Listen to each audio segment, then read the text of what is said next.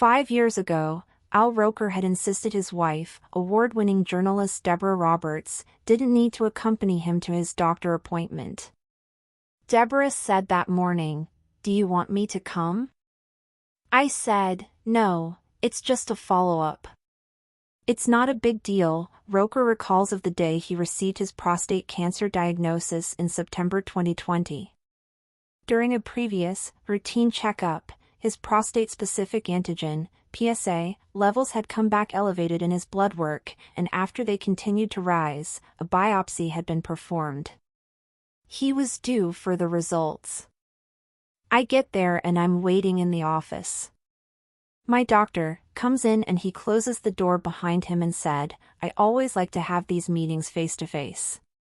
And, wait, what? I wasn't expecting that. And then he proceeds to say that it looks like you've got prostate cancer, Roker says. And as he was talking, I wasn't really listening to him, I was thinking, Deborah's just going to kill me because she wanted to be here and she wasn't here. Roker remembers briefly wondering if he could hide the news from her. But her reaction to her diagnosis made him realize he had the right person in his corner. I waited until she got home and she said, "How did it go with the doctor?" I said, "Well, about that."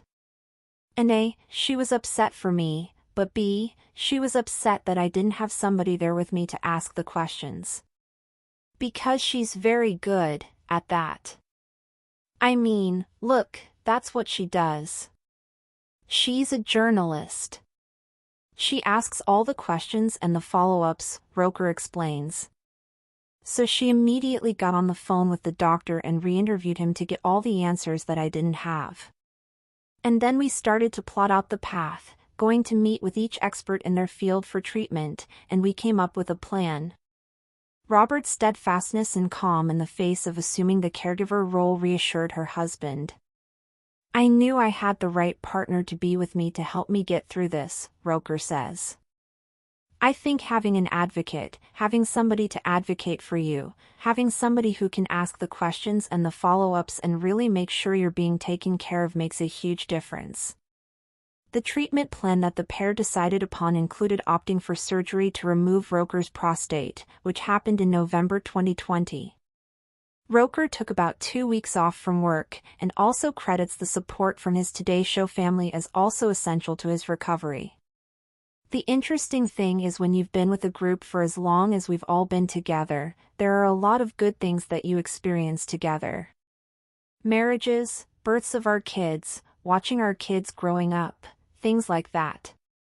But when there are less than happy times, in some ways it's even more important because you've got folks that you know have your back, that are there for you, that are not, literally, fair weather friends, Roker, who forecasts the weather for the NBC morning show, says of his colleagues. They're there when things are not great and to help lift you. When I had those health issues, to have everybody show up outside my door singing Christmas carols was beyond heart balm.